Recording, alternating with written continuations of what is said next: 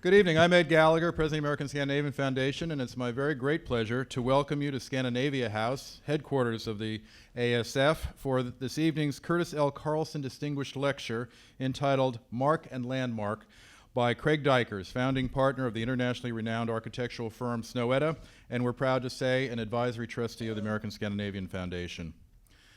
Since its incorporation in New York City in 1911, the ASF has served as the leading cultural and educational link between the United States and the Nordic countries. Established by Danish-American industrialist Niels Poulsen and a group of other forward-thinking leaders from business and education, the ASF was the first international non-governmental society to have as its sole purpose the development of goodwill through the exchange of people and ideas.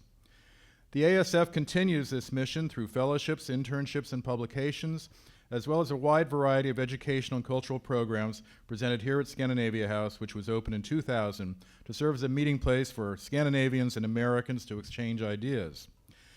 The Curtis L. Carlson Distinguished Lecture Series was established by the Carlson Family Foundation to support public discourse on issues and topics of particular relevance to the people of the U.S. and the Nordic countries.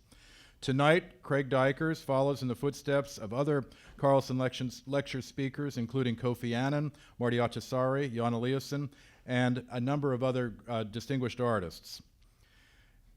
This lecture is also part of the ongoing celebration of the 50th anniversary of Mayor Robert Wagner's signing of New York City's Landmarks Law, which ushered in a new era of historic preservation for the city. And we're very pleased to take part in the citywide festival, which has been going on for the past year. As one of the founding partners of Snøhetta and the firm's executive director, Craig has led many of Snøhetta's prominent projects internationally, including the Alexandria Library in Egypt, the Norwegian National Opera and Ballet in Oslo, the National September 11th Memorial Museum Pavilion in New York City. He is currently leading the design of the San Francisco Museum of Modern Art and the new Times Square Reconstruction, and I think it's just been announced that he will also be overseeing the redesign of the Madison Square Garden plaza and facility, which is very exciting. And he's also working on Calgary's new Central Library and Library Plaza. It's a great pleasure to welcome Craig this evening, for he has long been a friend, as I mentioned, of the ASF and an advisory trustee since 2012. He has spoken here a number of times, beginning in 2002. Very notably, Snøhetta was the subject of a major exhibition presented in our galleries in 2009, and 2 years later, Craig and his colleagues from Snøhetta curated a major exhibition, Nordic Models, Common Ground, Art and Design Unfolded, as part of the ASF Centennial Celebration. His work has led to numerous international awards and recognitions, including the Mies van der Rohe European Union Prize for Architecture in 2009, the World Architecture Award in 2002 and again in 2008, and the Aga Khan Award for Architecture in 2004. He has been on the faculty of a number of institutions and lectured throughout the world, and we're very, very happy to have him here with us this evening. Please welcome Craig Dykers.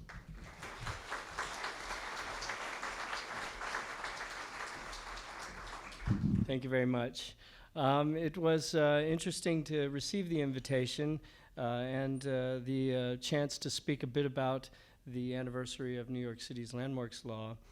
So on that regard, I thought it would be interesting to begin this conversation with a discussion about what that might mean, and perhaps provide an introduction to our work through that perspective. Of course, the words mark and landmark have some value to us. We sort of seem to understand what they are.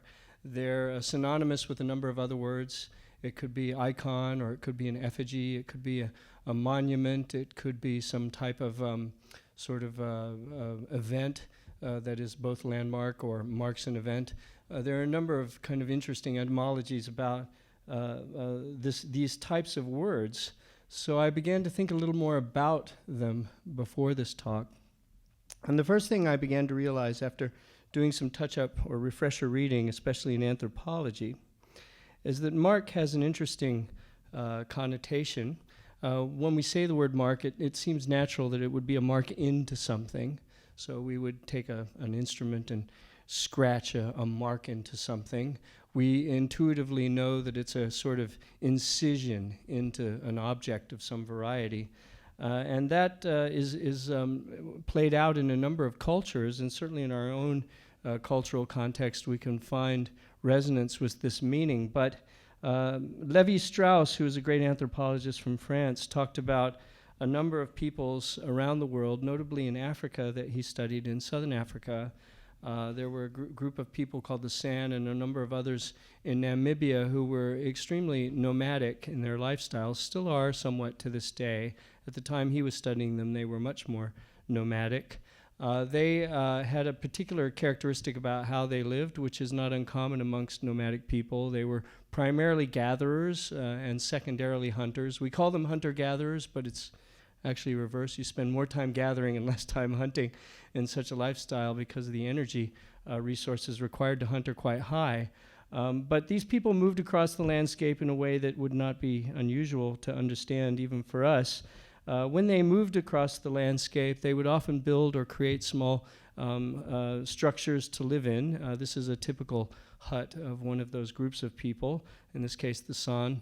The huts are fairly simple, and they're not always made of the same material. So if you're nomadic, as you move across the landscape, you just collect what is nearby. So if you're in an area with lots of grass, you'll make a grass hut.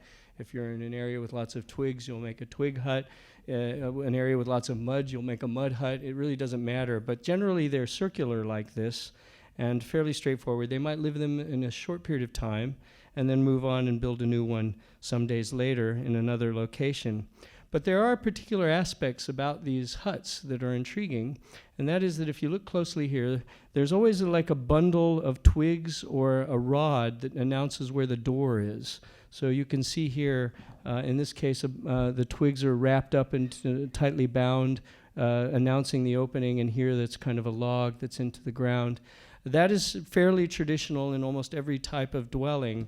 There are a number of reasons for that. Obviously, when you're going in and out of a door, it needs more protection, so more material means more protection. But it's not just that, because many of these dwellings are temporary, so there's not really a need to protect. It's also symbolic. It announces a threshold between the outside and the inside. And this particular way of thinking can be found all around the world in different types of structures that are not uncommon in these kinds of nomadic lifestyles. And certainly even in our own heritage in the West, although we're less nomadic now, which we'll talk about in a moment, we'd be able to find similar characteristics even in the buildings that we make today. An announcement of the door, a portal of some type, a threshold, and a fairly efficient use of materials and so on.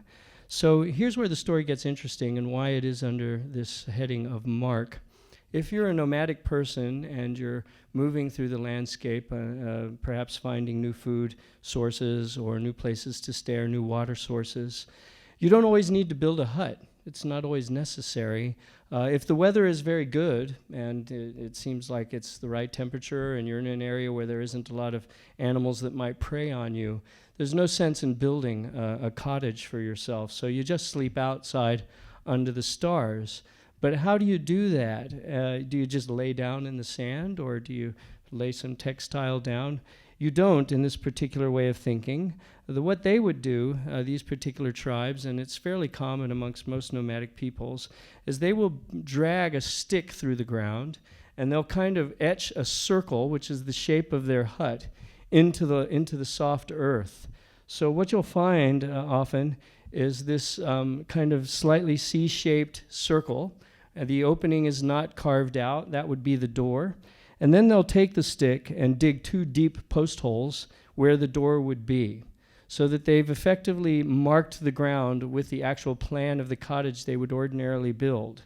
What's amazing about it, though, is that they see that as a physical structure, so they'll sleep inside of it with their child in the middle. They would never think of walking over the little line in the sand because that's where the wall is. They will always move in and out between the 2 post holes to get into the structure.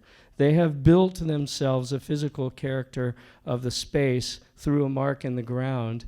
To them, that's as meaningful and as symbolic as the structure or three-dimensional structure itself.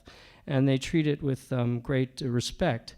So what I find interesting here is that when you're nomadic, when you're moving quite a lot in the landscape, everything around you is moving. So your tendency to create a place of significance is to make a mark rather than a landmark. In other words, you mark the soil, you don't mark the object itself. And I think that may be a tendency where you're trying to find a stillness in the earth as you move across it. And that actually can be played in many ways in their society.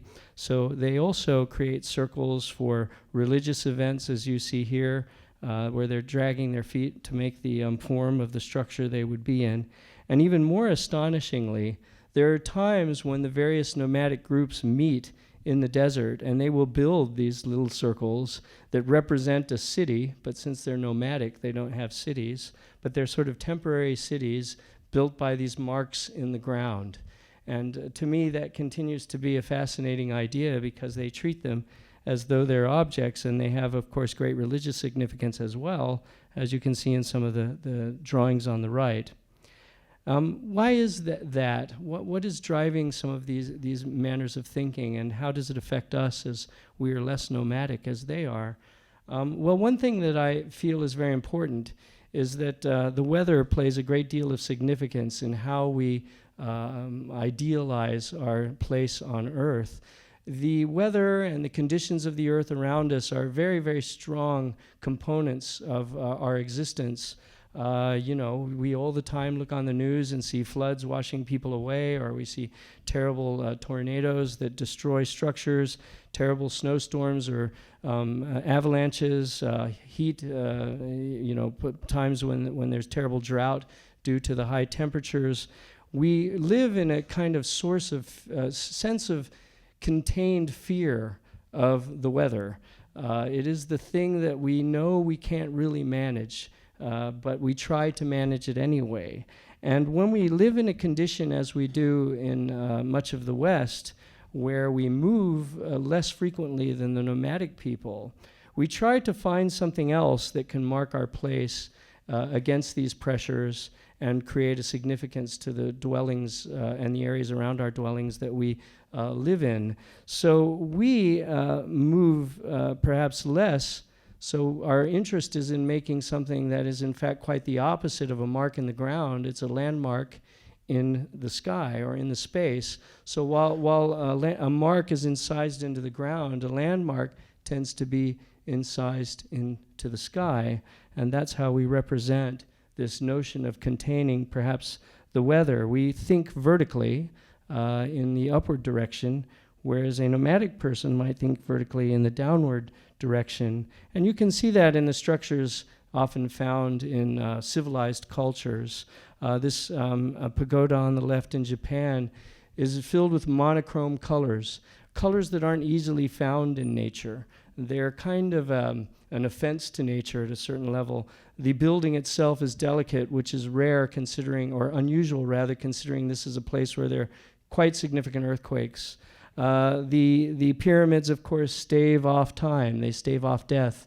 They try to create a condition where we can imagine we've won over the tide of time. The churches and other religious institutions we create reach up into the sky towards the heavens as if we can somehow manage our future through these institutions. These are the opposite of a mark. These are landmarks that are attracted to the sky. And that kind of identity you can see in many, many cities around the world. So it's easy just to go online and see all of these little icons that are meant to represent landmarks or monuments in cities around the world. And as you can see, most of them, not all of them, like there's a little one here, which I quite like. I guess that's Niagara Falls.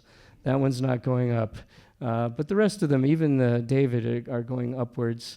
And to a certain extent, we even recognize the boats in Venice, the gondolas, as an object on the horizon. So really, what does that mean? And why does it have any value? Well, one of the things that's intriguing to me is that cities, almost all cities, are kind of like little administrative business operations. They have mayors, which are often sort of the equivalent of a boss. Sometimes they're even called the boss. They have media outlets that try to attract people to come visit them, to purchase things in their cities, to come and see their landmarks. And all the cities are kind of competing against each other. So Miami, Florida wants you to go to Miami, and New York wants you to go to New York, and London wants you to go to London, and Paris wants you to go to Paris. And that's because a city, in a way, is a kind of a form of media, and the landmarks that we create are the identifiers in the narrative that this media tries to create. I'm not discrediting that. I think it's great. I love to go all these places too. I'm just saying that it's interesting to look at it from that kind of a perspective. I love all of these places myself. I'll gladly go to the Eiffel Tower 100 times and enjoy myself each time. But as an architect and as a planner and as landscape architects, we like to think that there can be more to it than simply creating a photo opportunity or something that can attract people to spend money in your hometown. But there are other things that are playing into this scenario. One of them is our deep affection for nostalgia. When we live our lives can be often complicated, and sometimes the abstraction of the past is one of the few comforts that we have. So we have pictures that we look at from time to time. We think about our loved ones who have passed away, or those that are near us that lived lives as interesting or more interesting than our own. And we often think that history is a kind of a mystery. And that is one of the beauties of history. It's similar to the future in that sense because, of course, the past and the future are the only real abstractions that we know. The present is ephemeral and becomes an abstraction almost instantaneously. So that beauty of complex kind of weaving of thinking and of presence and of components of time seems to be also a driver in why we're affected by landmarks, as a landmark often is a signifier of the past rather than the present. We have inside of us a kind of very unusual, complex structural system of proteins and of DNA and all of these things that build up who we are, the physical embodiment of who we are. And we carry with us all of the structure of our heritage. So while we may have very little specific DNA related to our forebears 300,000 years ago, we actually still have it inside of us. And so as a result, we carry around two temporal ways of existing. If you lived 35,000 years ago or 40,000 years ago, you would be a gatherer-hunter, similar to the ones that we discussed earlier. And in that lifestyle, you depend quite a lot on intuition. So you have to rely on your ability to estimate what might happen at any given time. That's especially true if you're a hunter. If you're a domesticated person, as we are today, and we are self-domesticating creatures, unlike cows who we domesticate on their behalf, we actually domesticate ourselves. And in this world, we require a great deal of predictability. And if you don't believe it, just pick up the newspaper or watch the news. How much of it is dedicated to what people think might happen tomorrow? If you're in an intuitive lifestyle, you probably don't care what happens tomorrow. You'll just deal with it when it arrives. And so as we live in the modern mindset, we try to balance these two configurations of thinking, the mindset of predictability and the mindset of intuition. If we live too predictable lives, we go crazy, we have a party. If our lives are intuitive, we look for something we can hold on to. Maybe it's our family or our loved ones to say we understand what this is. And that is because people are not abstractions. People are the only kinds of things that we can somehow try to understand, since we are a person ourselves. And while it is complicated to understand people, we have an intuitive understanding of what we feel is important and necessary as we move through life and move through cities. And that then leads us to this discussion as to what is a landmark and how is our work being affected by these manners of thinking. Of course, on the bottom is Garnier's Opera House in Paris, which is a true landmark, and the National Ballet and Opera in Oslo, which many people consider to be a landmark. What is intriguing for me is that most people could sort of say they understand what the Garnier Opera House is. It sort of fits a model of a historical form of architecture. Most people wouldn't be able to pinpoint exactly what the Ballet and Opera in Oslo looks like. They sort of understand it. But actually, instead, they remember what happens when they visited the opera. So most people that you talk to who have been there will say, I had this experience, I had that experience, I did this, I did that. And they'll rarely say, oh, it was this thing that looked like that Their first comment is their own emotional contact with the building. So it became what has been called a social monument rather than a sculptural monument. And that can occur either in very large groups or in small groups. And there are different ways of creating various settings in the building where it's not engineered to be necessarily appropriate, but many things can happen. For instance, performances in the lobby, performances on the roof, outside the building, inside the building, all kinds of cultural venues attach on to the structure. And there's always the ability to reconnect with the natural landscape as the platforms of the roof dive directly into the Oslo fjord and create a place where you can be introspective. And so in this way, we feel, of course, that almost anything can happen. And this is as some of you may speak Norwegian, this is the opening night headline, which was couple caught having sex on the opera, which was a kind of frightening headline, as we were hoping it would say good sight lines or great acoustics. I suppose there were good sight lines and good acoustics because we didn't hear them over our head.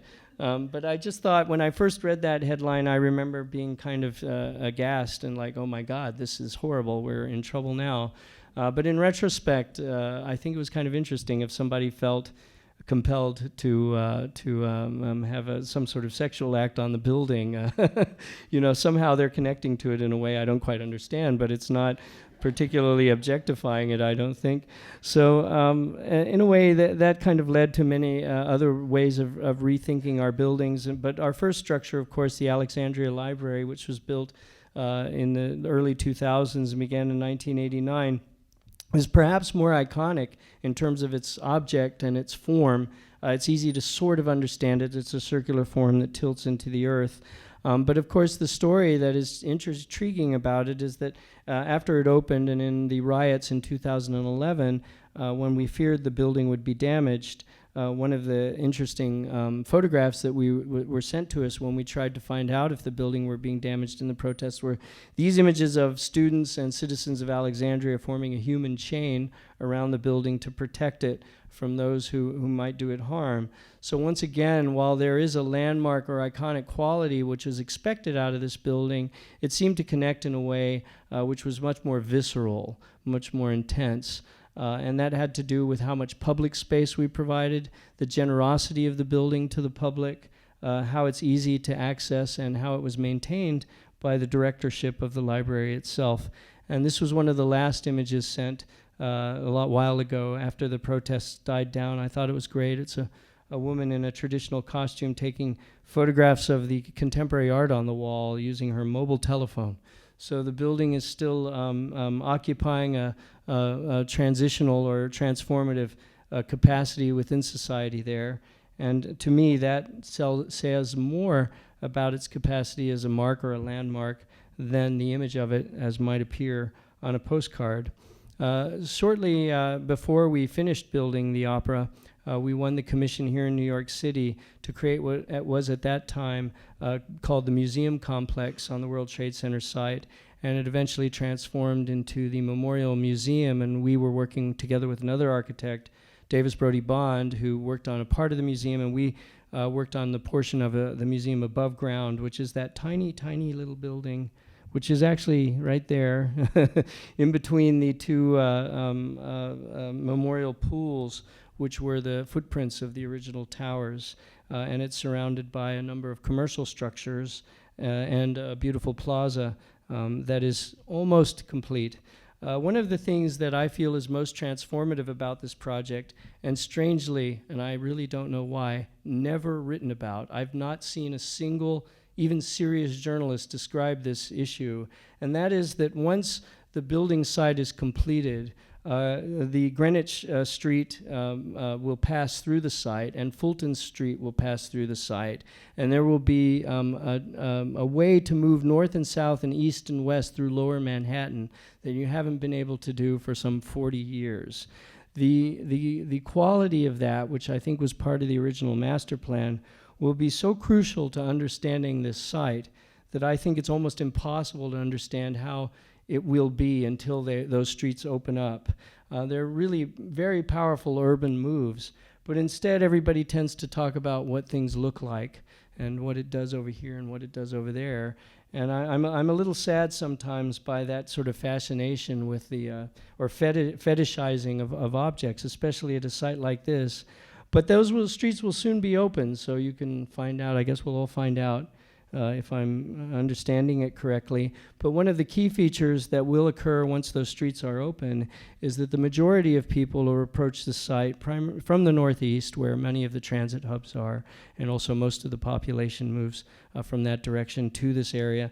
Our little building actually is sort of slightly keystone shaped to help funnel people towards the middle of the site so they can receive orientation as to where they are and see both the north and south memorial pools equally from that location and better understand where they might be in what is a very complicated context. The other thing that our building does is it is very horizontal and actually happily diminutive in scale.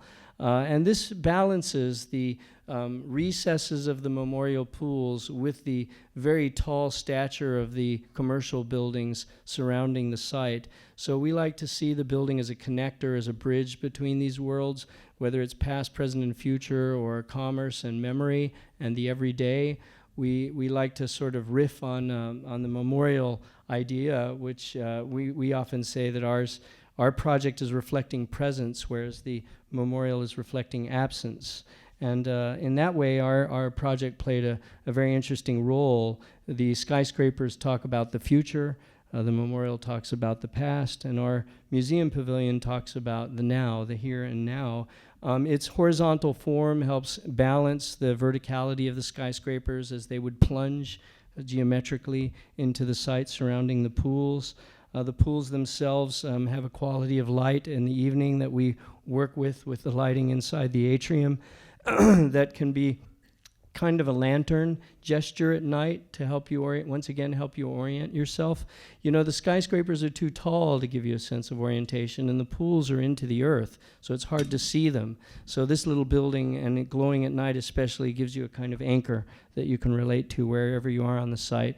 The skin of the building is very special and took quite a long time to create. And it has a very interesting quality in that it sort of grows light.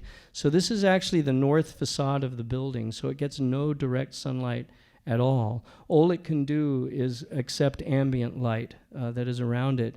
So to have these kinds of bright streaks of light on a facade that is not actually getting direct light is very intriguing. And as you move around the building, these little spectacles of light are constantly changing. They change throughout the day and throughout the year.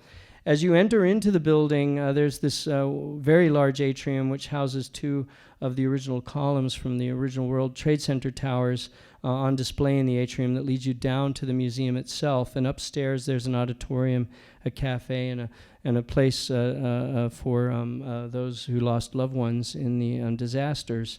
As you look up at these magnificent columns, you can see beyond to the new World Trade Center tower, just past in juxtaposition to the original World Trade Center construction. So there's a meaningful moment there that most people somehow grasp, even if they may not get it right away.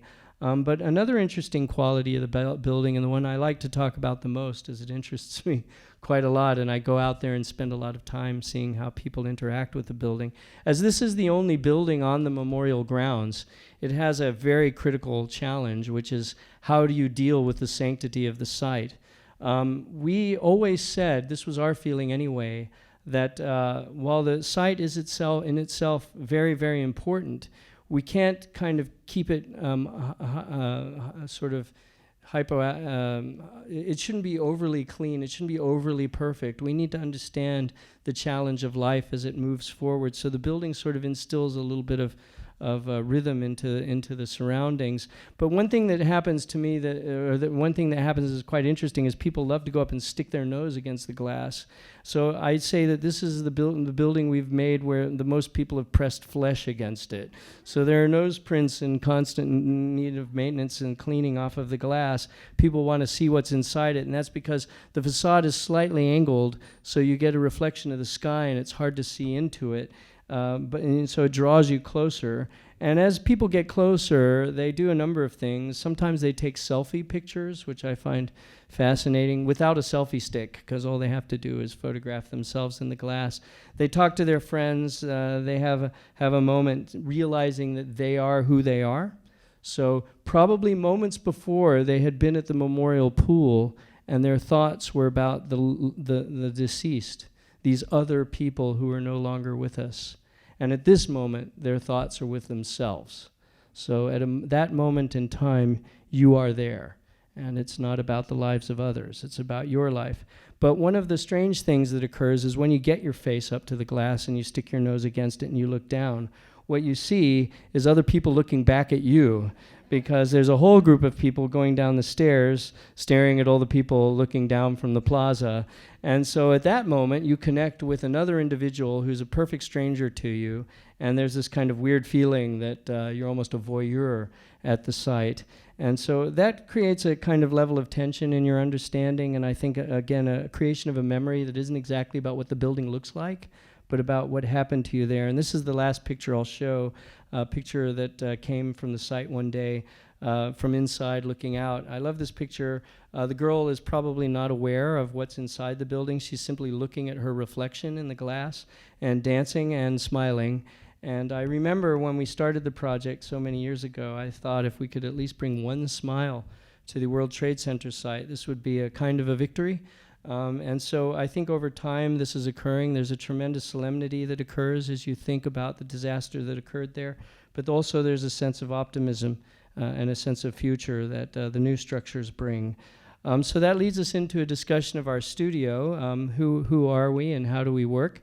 Well, I like to say that designers and architects like to think of themselves as kind of left-leaning social liberals. But if you walk into their office, they're so strict in how they organize things, it would make the Vatican blush. So, there's a kind of hierarchical structure with the boss on top and a couple of captains who lead the charge, and then an army of people who are enslaved to the design.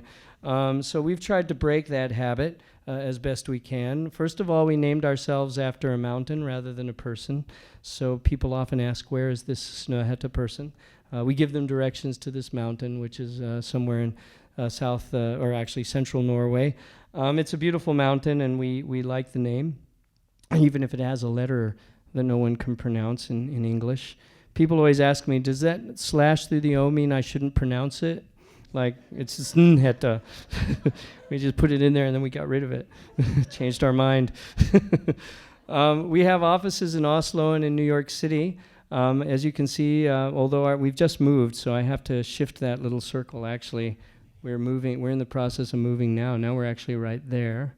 So we have moved. It seems like we like to be on the edge of things, on the fringe. So that seems to be a constant.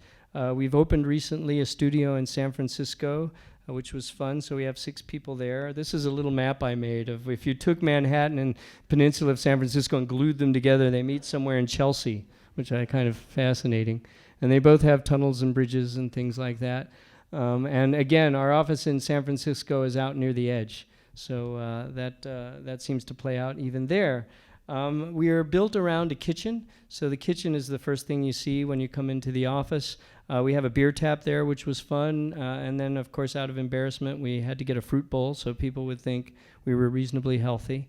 And that sits in the foreground. And from that kitchen, it leads out into a communal space, which is built of sort of dining tables. And we work you can have up to 60 people in such a room functioning with audiovisual effects and tables in which we can build things on.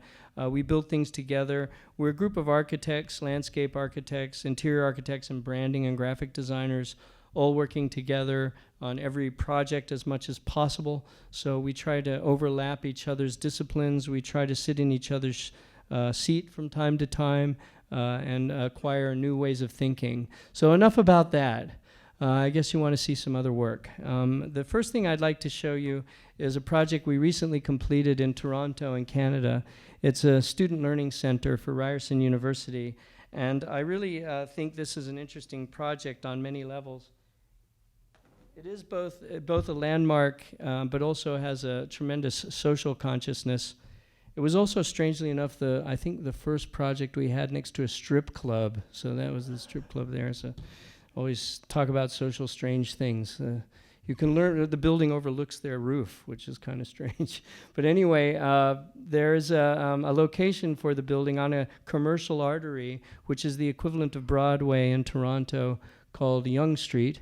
And it is adjacent to an urban campus, Ryerson University. The street itself is pretty rough. So many people have always considered it sort of not the nice part of the city, but we enjoyed it. We thought it was lively and kind of interesting. The existing library that is on the site or adjacent to the site is this monumental kind of concrete brutalist building from the 70s. So people thought that it was a prison, but it was actually a library. I don't know what the architects were thinking. Okay, you can appreciate it on a sculptural level, but were these people really thinking somehow that this was a good idea? I don't know.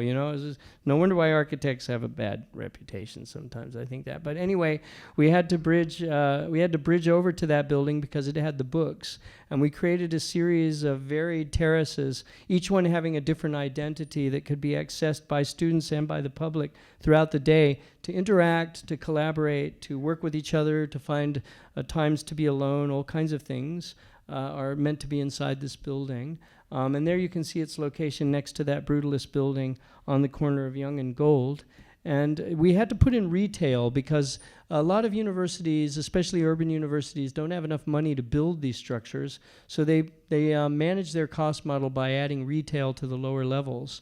Well, that's a fine idea, and it's good for the public because you can have, instead of a closed building, you can have shops and things that are fun to go into. But who wants to walk through a shop necessarily to get into a cultural institution? So we tucked the retail in a very interesting way under a series of flaps so that the retail still had access to the street, and you went up these kind of flaps that took you into the lobby of the Student Learning Center, which is essentially a kind of a library. And it would have a very specific quality related to daylight. So we did a number of daylight studies and models, both physical and digital, to determine how to get the most daylight hours into this space, because in Canada, in general, daylight is an important thing to the human body, but in Canada, of course, it can be very useful due to the temperature swings that you have in the winter there.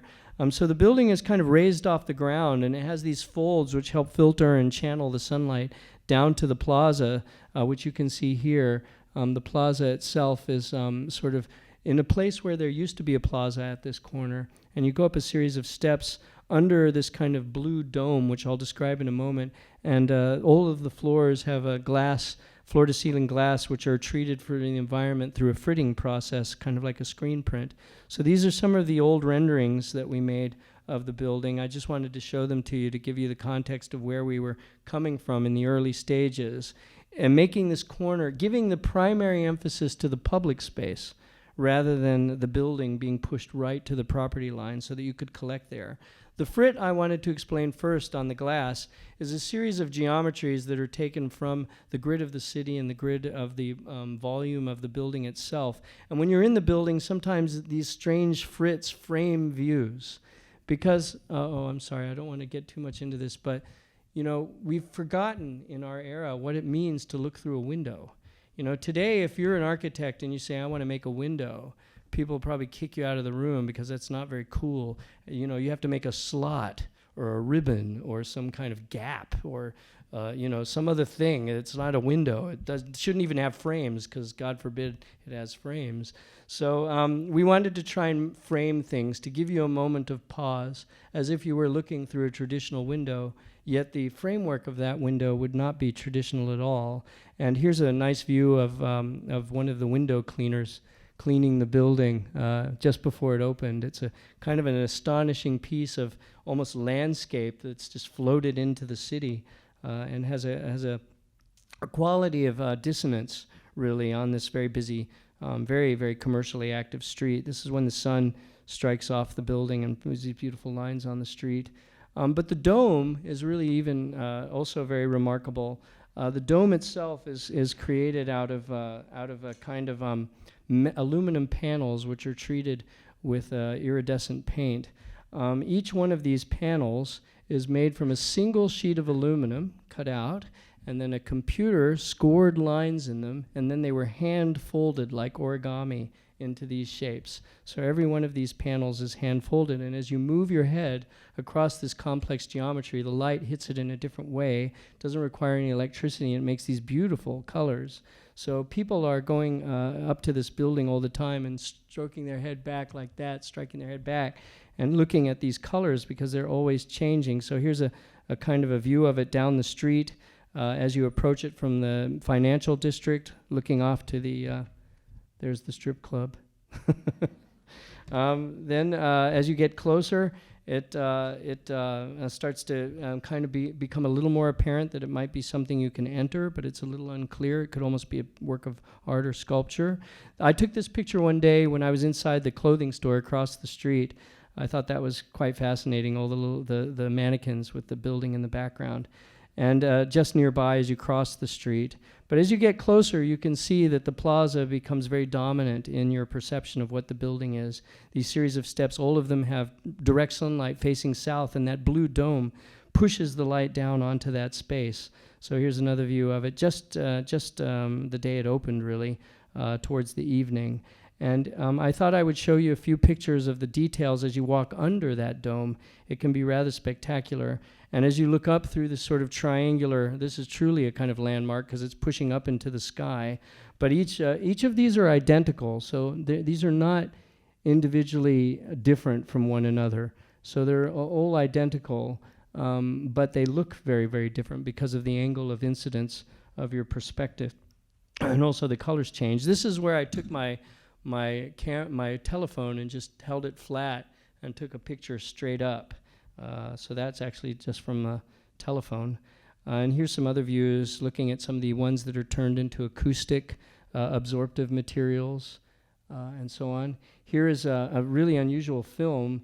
The night that the building opened, there were cars driving by and there was a party. And so all of the lights were reflecting off of the panels, and you can see how much change was occurring just by reflecting ambient light. Pretty groovy, I would say. The young people really like it. Here it is as you move up that plaza into the door, and as you move into the lobby itself, these domed panels come into the lobby and take light still, so you can see even deep into the building there is light reflecting off of these surfaces. And then you move up some stairs up into the actual functions of the building, and you can look down to another sort of agora-type space that we created in the lobby. This was before the building opened, showing some of those steps, and this was the day right before the opening. There were some people just inspecting some stuff, but I thought the shade and light were very nice there. And there's this very strange column that comes down into the middle of the main staircase leading you up into the facility. And one of the days I went back, the students in the library had created this rather amazing light installation that they shined onto the column base, and it was kind of changing. So that was not by us, it was by others. And there's the column coming down into the stair. And as you get to the top of that stair, you enter a sort of collaboration zone behind this very strange blue reflected glass. And as you pass through that reflected glass, there are areas to sit on stairs, which places where you might not ordinarily sit. And there are other times when you look through some of the tilted columns that hold the building up, and you see the light coming from the fritted glass of the windows onto the carpet. Each of the floors has a radically different identity. So as you move up the building and you get off the stairs or off the elevator, you're kind of shocked into what is happening on each floor. So you want to explore it more. This is the elevators, and it's a little hard to see. I don't have good pictures right now, but each of the elevators is painted a different color. So when you get into the elevator, you're kind of saturated in color. This is one of the red elevators, so it's all red. And you're always sort of surprised because you might not remember which elevator you took last time, so it's always surprising to get into this thing with a totally different color. This is actually the fire stair or the fire escape. We put color in there, and we're trying to promote people to use that stair instead of the elevators. And this is the view once you just step off the fire stair. I find it really meditative. It's such a weird thing to get out of a fire stair and see this Rothko-esque almost pattern of paint, in this case though more vibrant and green perhaps than Rothko, but the same kind of minimalist experience of shades of color. This is actually a door and a carpet into one of the offices, And as you move along the offices in this building, you think, oh my God, this is extreme. The glass is green. Why would I want to go into a space and be shrouded in green light? I'd feel like a piece of cheese. But actually, it's not as bad as you'd think, because when you think about it, as long as the light inside the space is stronger than the light outside of it, you don't have transmission through the glass. In fact, it's the other way. So inside the space, it's normal. So for example, as you move through all these spaces, and I'll show you in a minute one of the rooms, you think that everything is going to be kind of spooky, but actually inside it's kind of normal. So here, for example, is a classroom. And you'd say, well, I don't want to go in there. But if you look, there's a woman in there cleaning right now. That was a cleaning lady. And that's the same woman at the same time. So, it seems unapproachable, but when you walk through, it becomes normal. And we really like the idea that there is something that seems to challenge your perception of what you should do, and then suddenly it's deflated. It just becomes ordinary. And that is also a kind of an odd memory I'm certain some people will have there. This is a floor we called the sun, so everything's bright red and very warm, and that's the room without the lights on, so the red light streams in when you don't turn the lights on, and it's really a powerful space to be in with this enormous red light. And again, as you move past the offices, it seems like they're all red in there, but actually if you were sitting in there, it would be quite normal. It would be white with white light, and this is a view down the corridors and another view into one of the offices. So this building just opened. This is a floor that we call the beach, which is quite exciting. It's wall to wall, a maple floor that's slightly terraced with no real furniture. So there are no tables, very few chairs. Most of the people have to sit on the floor to be in there, or on pillows on the floor. And it's kind of looks like you're at the beach. So if you're a student and you want to study, you can say, I'm going to go study at the beach today. I'm not going to go to my classroom or something, or my normal reading areas. So here's the beach in action.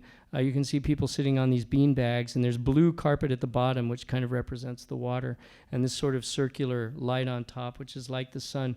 We wanted to create a space that we thought almost anything could happen in, and the client was very excited about this, but we learned you should always be careful what you ask for, because almost anything is happening in there. And recently, some people showed up in bathing suits with beach balls, so they started playing at the beach, and that was okay. The students didn't mind. And here's the space. A lot of people just sit on the floor, and it's great. So not only is it nice to sit on the floor, as it's more relaxing to some people, but also your body has to use more energy to get up and down. So you're using your body to connect to the space. People have started breakdancing in there, which we thought was kind of strange. So there's one little spot up in the corner where every night at 6:30 there's a breakdance event in the beach in this building. And at the very top floor is a room we call the sky. And it's very light and very delicate, and it's filled with air and with essence of atmosphere. So you really want to go to the top of the building. You get to that space through this very, very tight, almost dark little corridor. And then it opens up into this huge room where you have lots of tables and the friends meet each other. And you can be loud in there too. It can either be loud or quiet. You can be a little meditative as you sit near to one of these framed views through the glass. And it can be a kind of solemn place to study also. One of the things that was amazing about this space is that we did a lot of study of daylight, not only on the exterior of the building, but interior of the building. And we thought we understood everything, but we had just come off of the Memorial Museum Pavilion here in New York City, and some of the reflections on that building were completely surprising. So it's really hard to manage light. It's very, very hard. No matter how many studies you do, you'll never get 100% of everything the sun and the climate wants to do. So one of the things that we didn't anticipate, which made this rather beautiful little moment in the building's life, is that in the deep part of winter in Toronto, when it gets really, really cold, it's one of those really bitter cold days, all of the mechanical equipment on the tops of the buildings have their steam, which turns to frost really fast. So this only happens during a short time during the year, but when the frost leaves the sort of chimneys of the tops of the buildings, the wind picks it up, and it's very quick moving, and it's very low flying. So it passes alongside of the building and creates these amazing shadows. I'm going to show you a film which I made just as I experienced this using my video on my telephone. This is not a speeded up film. This is a live film. I've got 2 films. So when you see it, you'll think that it's been edited or something, but it's not. It's just literally I pressed record for a few seconds, and here's sort of what it looks like.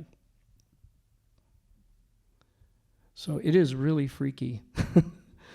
This was before the building opened, so it opened, I think, a couple of days later. I have another view, which is quite nice. It's looking the other way. So if you're sitting there and these clouds start to appear, you're going to notice. And it's as if you're outside and the clouds have just passed over you. So it's different. It's not just about letting daylight in. It's about letting the shadows in too. And you can see how the shadows are being cast of all these rather unusual patterns on the glass. By the way, this was an extremely low-budget building for its type, for a campus which didn't have a lot of money to spend. So we were pretty proud of the results. So the last thing of that building I'll show you is that nowadays it's really great as an architect. You don't have to take all the pictures yourself. Other people take the pictures for you. So you can go online and see all these Instagram and Twitter feeds and everything like that. And so this is what people are taking pictures of our building, so we can gauge what they're interested in particular ways. We didn't take any of these pictures.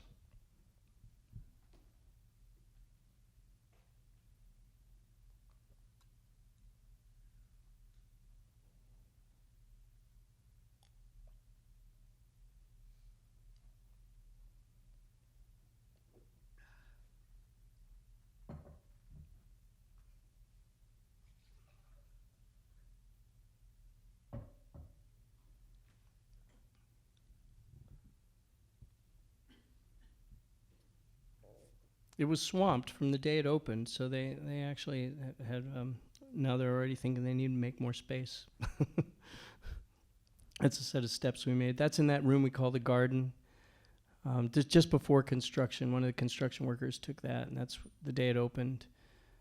It's just fascinating to me to see how people perceive things or what they find important.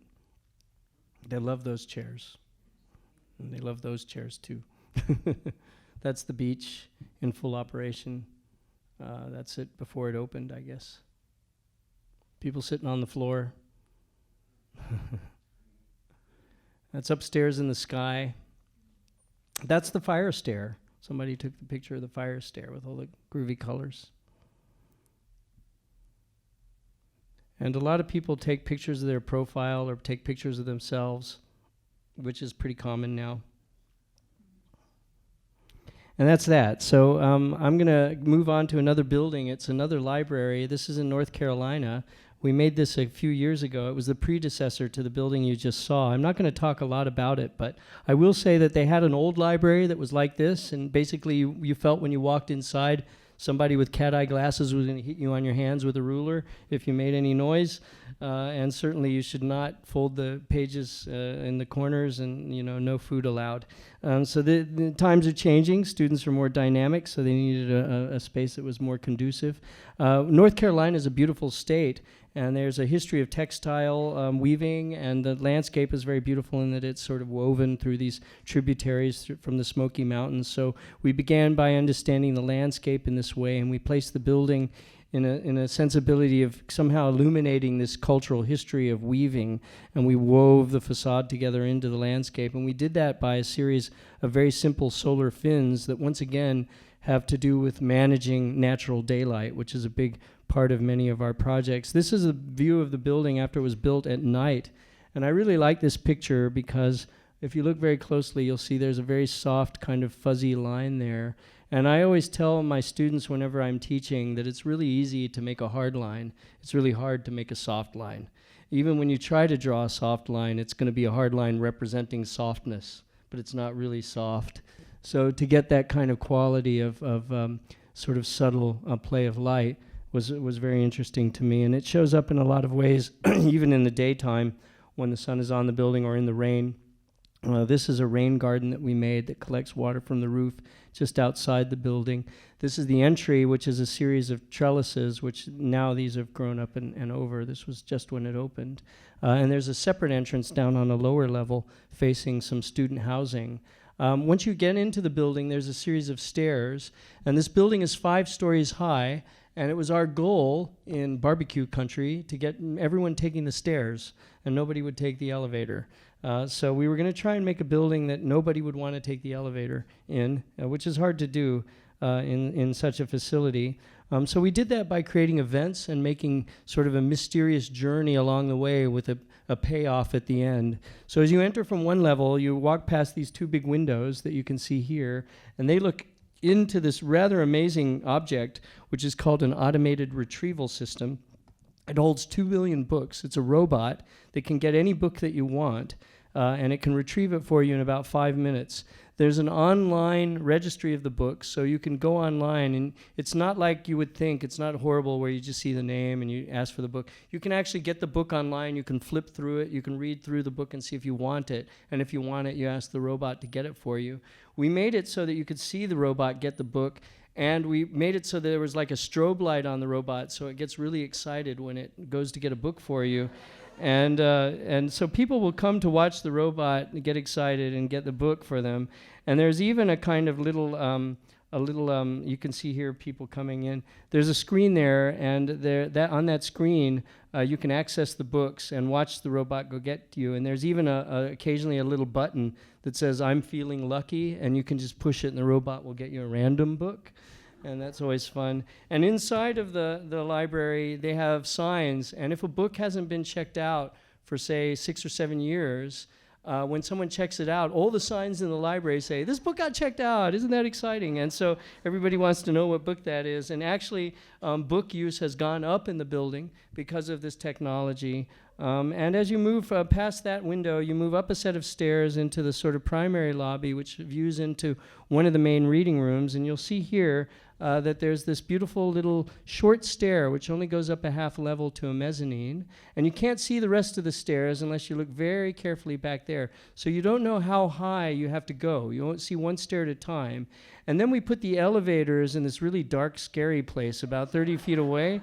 So people will say, "Oh, no, I don't want to take the stair. Let's go to the lift." And they'll get about 30 feet, and they'll say, "Now let's take the stair," and then they come back. So here's a kind of time lapse of that. So people will just say, "The stair seems easier, so I'll take it." And you'll see in just a moment, when you get to the top of that stair, you see another stair, and by then it's too late. You've committed, and you go up that stair, and you find yourself eventually getting to the top of the building. And one of the things that we have in the library is this beautiful little technology center. So right when you come into the library, all of the technology is available for you, and people are there to help you understand how to use it. The owner of the building, the director of the library, wanted to call this the Apple Shop because it's kind of like an Apple store. And Apple wrote her a letter saying that was not allowed. They weren't allowed to use that name. So she went out and found, in a fundraising effort, found a family that donated several $1,000s, and their last name happened to be Apple in North Carolina. So it got to be called the Apple Store anyway. And they couldn't change that because that was the donor's name. There's the stair leading up to the next level. And once you get up to that level, you look into a very traditional reading room, which is surrounded by beautiful oak and birch, and you can look down and see people. We've painted the walls so you can write on everything. This building, you're allowed to write on anything. You can write on the walls, you can write on your desk. It's not your grandmother's library. There are areas for lockers, and again, people sitting on the floor, which I think is pretty interesting. People sitting on the stairs, and that's the last set of stairs there. So once you've committed here, you got to walk all the way around to get back to the elevator, and everybody says, "No, I'll just take the last run." And when you get to into that stair, you're surrounded in yellow light, which gives you a kind of renewed sense of energy. I'm going to make it. I'm going to make it. This yellow light's great.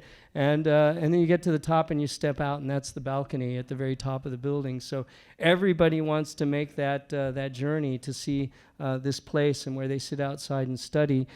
So I've met people there in this building who have never taken the elevator. And that's amazing because it's five full floors. Now the building's become so successful that they even bring potential football players and basketball players from NCSU into the building to see if they can entice them into enrolling because of this new structure. One of the things that's interesting is the notion of technology here has to be questioned. So we often say that you have to really understand how to manage technology. Einstein has purportedly said this, that our technology has exceeded our humanity. So we try to cut through the technology at times. And one of the ways we did that was made every piece of furniture with a glass top. So you can write on every piece of furniture there. So you don't need your computer always. And you can go through the whole building, and these are a lot of engineers there. You can see they're all just writing their formulas on the table. It's really fascinating.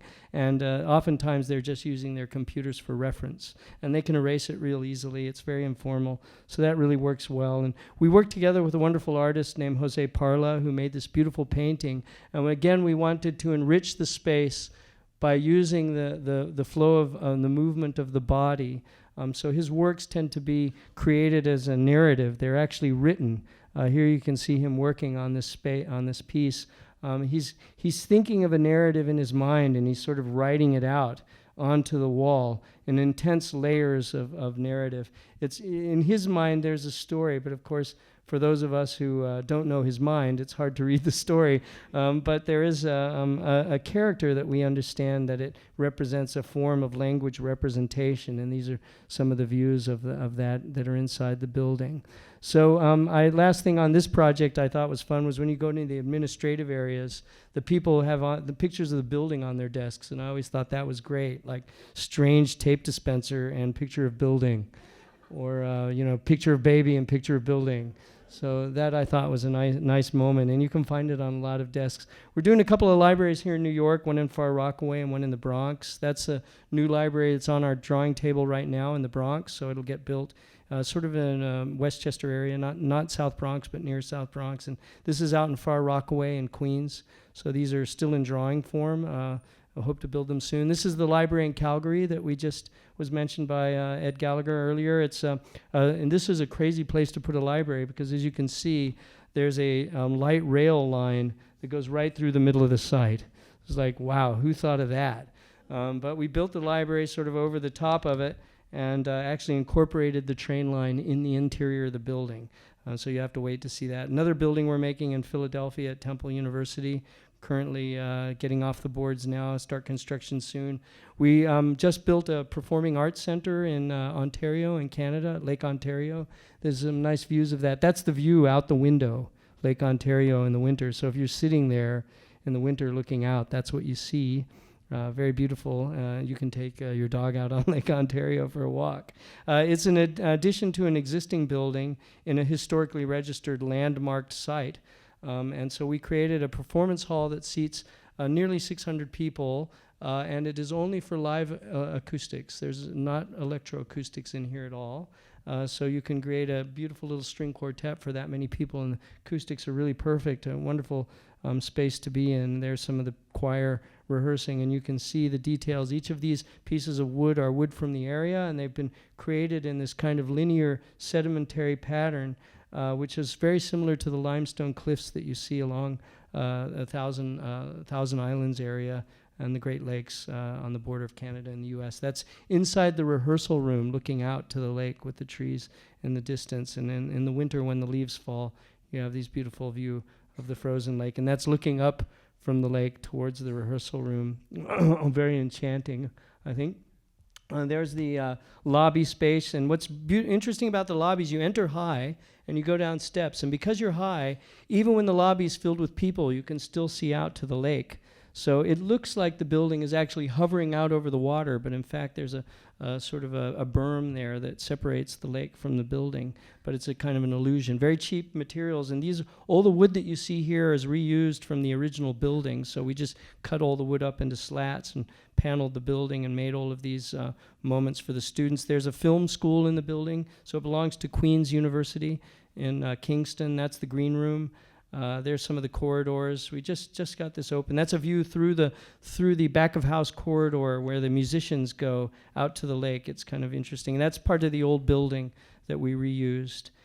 So that's it with those kinds of structures. I'm going to kind of go quickly. We're rebuilding Times Square, so reconstructing Times Square, which is a kind of crazy task. People in New York often despise Times Square, so we made this map where we followed the routes of people during the day during a several-hour period, everywhere where it's red means people are pissed off. So we call this a measure of irritation map. You can see there green would be not pissed off, and there's no green. You can see there. So how do you change that condition to something where most of this red goes green? We again worked with natural light, so we created a new paving surface. We're removing vehicular traffic, have you seen probably already from Broadway between 42nd and 47th. And in those areas, it becomes heavily pedestrianized. Here's some views of the little pucks that we've put in, these little stainless steel pucks that reflect the ambient light around. And it's really beautiful when you see the people moving back and forth across these new pedestrian plazas. There's much more space, so it's easier to be comfortable. I won't go into too many details. I just wanted to show you a few images. There's a lot of events, over 600 events in Times Square a year, from group yoga to rodeos, sometimes happening at the same time. And they have to, sort of bring infrastructure to those events. We've created a series of benches that will allow New Yorkers to move quickly past the benches and tourists to gather between the benches. These are giant, these benches. They're about 50 feet long and about 5 feet wide. And they're wired for TV, optical fiber, electricity, and so on. All the benches are designed around making your butt happy, because if your butt's happy, you're happy. And so each one is kind of created in a way that you can lean on it, you can sit on it, you can lay on it in a way that helps you sort of feel comfortable in the space. So that was an original rendering. We made a prototype, and as soon as we built the prototype, this is what happened. People took over. These are actually some of our clients. Wow, what is that guy doing eating an apple up there? But with the actual stone benches have not been installed yet, so they'll hopefully be installed this summer. So we'll see what happens. But once they're out there, I'm sure that people will occupy them like there's no tomorrow. We got this picture sent to us recently. I kind of liked it. So Times Square is already underway to change. The transformation isn't complete. We're only about 50% complete, so we still have a lot of work left to do out there. In the meantime, we're expanding the San Francisco Museum of Modern Art out in San Francisco. That's the original building in the foreground by Mario Botta, and our building in the midground within a historic building, a landmark building just behind it from the 1930s. We've redesigned the stair inside of Botta's atrium so it's more open and accessible. You move through Botta's building, up the stair, into a new garden area. You can see some of the garden in the back. And as you move up that stair, you have views of these beautiful wing walls where art will be displayed. And that's actually the stair today. There's another area where that garden is that you saw in the previous picture that overlooks another entry from another street, so it moves alongside our building, and you rise up another set of stairs. Inside of that gallery, I should point out on the left, if you look very closely, you'll see what looks like a piece of a Richard Serra sculpture. And that is the original display for this space of one of the galleries on the street. And we have actually moved in the Richard Serra piece already. So the building is nearly finished construction. And there is the rendering that we made, and there is Serra's piece being installed. So we're very close to finishing this space soon. This is a kind of view of the building as we created it earlier. And you'll see these rather unusual undulating facades that are made of a highly technological material, high-tech material in the construction process, but is actually just cement with sort of plastic reinforced cementitious boards. They're very lightweight and very thin. This is the rendering that we created, and here is a fairly recent photograph. A number of the team are here tonight that are making this building. So it's very, very close. We hope to open it early next year. That's one of the renderings. And that's the view of the building as it was recently, the exterior being finished. This is a detail of the facade as it's going up. There are many balconies where you can get outside and actually touch this facade. And again, working only with natural light. So all those little shadows, those ripples will change during the course of the year and the course of the day. More details of that facade. And the interior has these very, very sensitive ambient light fixtures that are hidden up in coves, so you feel the daylight. So that was a rendering, and that's actually a photograph of the mock-up that we made, and that's another image of the mock-up. I'm going to finish now with just a couple of quick things. We're actually making a new museum in Lascaux for the caves of Lascaux in France. As many of you know, these beautiful truly landmark structures because they're both marks and landmarks on the cave. So here's our construction. We've sort of created a slit in the landscape just outside of the town of Lisco, but not where the original caves are. And we're going to reconstruct the caves inside this building because the actual caves are off limits to the public. Even the architects couldn't get inside, so we didn't get inside to see them. They're very, very hard to get into. You have to be a scientist with a very specific sort of mandate. And they're actually over the cliff on the other side. So inside here, we're recreating 2 new caves. One that will be an immersive experience where the cave is made without educational material. You just get to walk through it and experience it as though you were in the real one. And then outside, we have a second cave, which is all deconstructed with information where you can learn about it. So we're trying to allow for both an immersive and educational experience. So there's the actual cave that's been reconstructed. To get to that cave, you go into the building, back outside the building. So you go outside and then enter the cave the way you might ordinarily enter it, and you move through it, and eventually you come into the deconstructed cave here. And there's also a cinema where you can learn about the building. So that's a sort of how we're trying to integrate the lights into this cave so that you don't feel it's artificially lit. There's a piece of the cave being made. Intense work. They scanned every millimeter of the cave. In fact, the scan that they made was so heavy, they couldn't get the computer to actually print the stuff out, so we had to throw all that work away. It was like 2 years of scanning. It was just too heavy for the computer. So they ended up using a lighter version, and that's one of the pieces of the cave being moved in. That's the film space inside, and there's one of the caves where you can that's deconstructed where you can learn about it. I like this picture. This is what our building would look like during the Neolithic period when the Neanderthal were there in this region. We've made a number of really tiny projects. There's a little pavilion in Dallas for a very poor part of town, a music pavilion west of Oslo, we call this the reindeer pavilion at the foot of Snøhetta that we created so that you can go and watch wild reindeer move across the landscape in this part of central Norway. We go there a lot and have parties, so that's all of Snøhetta. That's Snøhetta. We just finished this amazing thing. It's a 4-story playground for children at Swarovski in Austria. So the children can go in there, and each floor has a different kind of thing for children to play in this beautiful landscape in Austria. This is a museum for one picture in the middle of the forest in Sweden. It's hard to find. This is a little rocking chair that we made in San Francisco that's made of grass. So you can. Was put on Market Street for a weekend, and you could, if you're walking down Market Street, you could lay in the grass and rock back and forth and look at the sky. Very, very heavily used. A little bird nest that we made, and a last picture to show you. We just have been installing beehives everywhere. So this is in Oslo. We designed a beehive that would allow bees to return to some sort of habitat in areas where they had been displaced. As you know, there are many challenges with bees these days dying off. So they can be mounted on top of any building, and they're part of a sustainability effort that we've got going, but I won't get into that tonight. So I'm going to finish with that. Thank you very much.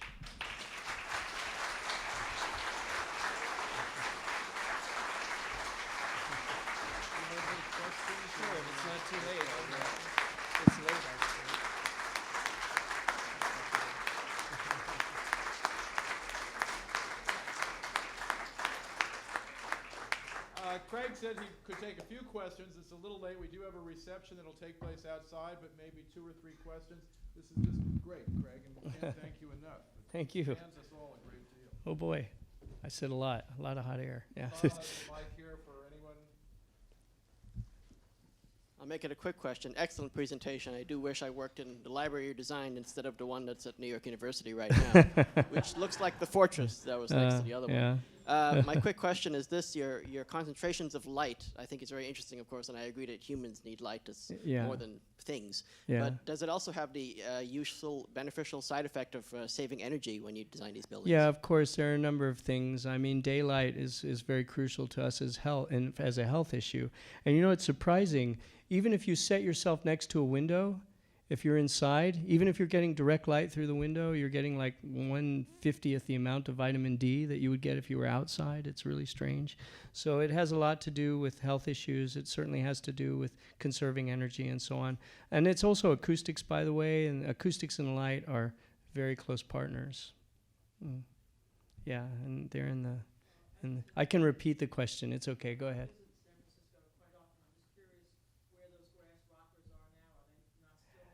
The question was, what happened to the grass rocking chairs in San Francisco? They were part of an installation that was only meant to be up for a weekend, but we saved all the bits, and we actually grew all that grass in our studio. It was amazing. We're preparing to put another one up in a different location, and actually some people in New York have had some interest, so maybe we'll have a little grass rocking chair somewhere around here. Anything else? Sorry. So how does your firm actually work? I don't know, actually. As compared to... if I knew that. Because you think of an American firm or a European firm, we look at people like Big or Rem Koolhaas or Richard Meyer or Tadeo. Well, what distinguishes you from all those other people?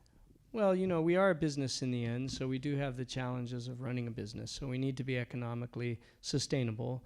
On the other hand, we also leave a lot of room for waste, you know, and, you know, sometimes just looking or not really doing anything is really useful. So there's some of that happens, you know, but we try to create collaborative group efforts. We try to work with each other as much as we can. We have an open office space. I didn't go into that tonight, but we have a very open space where people are able to talk with one another. We try to put together teams where people can talk with those that are outside their sphere of influence. We bring in people from the outside. In fact, I will say this, maybe you remember that. When we were doing the SF MoMA competition, which was a big deal, I asked Ed for advice, and he came to our studio, and we talked about what things a director of a cultural institution would be interested in, and everybody listened, and that was really helpful, I think, in winning that competition. So, you know, trying to bring in as much influence as possible, and that's maybe different than some architects who want to hold as much influence out as possible. But some are like us, you know. It's not, there's no silver wand. I won't say bullet. One more question?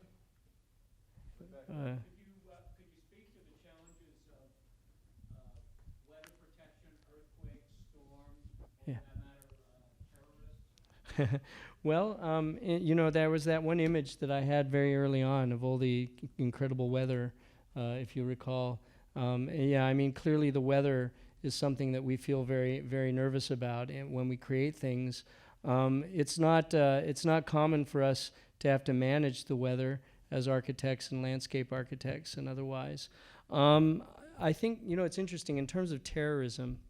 I remember, you know, of course, working on the World Trade Center site, you have to create buildings that are sturdy, that can withstand various kinds of events.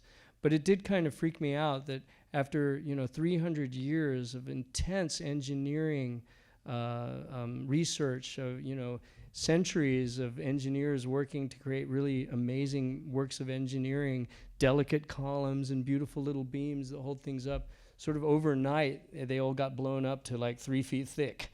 You know, we almost went back to the Byzantine in terms of engineering because of threats of terrorism.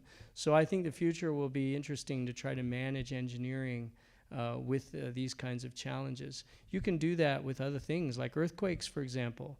You know, everyone thinks, oh, you need to make things big and huge for earthquakes. Actually, the Japanese have perfected beautiful, delicate little wooden joinery systems that are really tiny, and they're not even held together with nails, that move when there's an earthquake. They just dance around, and when it's over, they stay more or less where they were. So yeah, I mean, all of that stuff's interesting to us, and probably more so when we're working on it with engineers. We're often, a lot of this stuff is the engineers' work kind of being made into 3 dimensions.